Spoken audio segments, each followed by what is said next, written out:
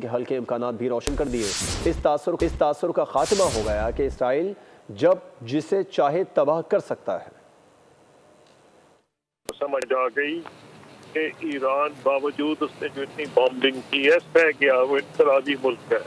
मेरा अंदाजा शुरू से था कि 15 दिन ज्यादा इसराइल बर्दाश्त नहीं करेगा, क्योंकि अभी तक इन्होंने जंगें टीवी पे देखी थी। पहली दफा इन पे बमबारी हुई है तो उनको समझ आएगी जंग क्या होती है। इन्होंने दरखास्त की और मोदी की तरह जिसने चुप साध ली थी, कई घंटे ये नहीं बोले, आखिरकार इनको बोलना पड़ा है जब प्रेसिडेंट ट्रंप ने कहा जब कुछ मजीद ना कोई करना। वो खुद प्रेसिडेंट ट्रंप को कहेंगे कि हमारा पब्लिक ओपिनियन नहीं बर्दाश्त करेगा कि रोज जाते हैं निहत्ते फलस्तीनियों को कत्ल कर देते हैं जो खाने के लिए इकट्ठे हुए होते हैं। तो मुझको लग रहा है कि इस नतीजे में इंशाअल्लाह तब्दीली आएगी ग्राउंड पे, फलस्तीनियों की भी और सारे इलाके।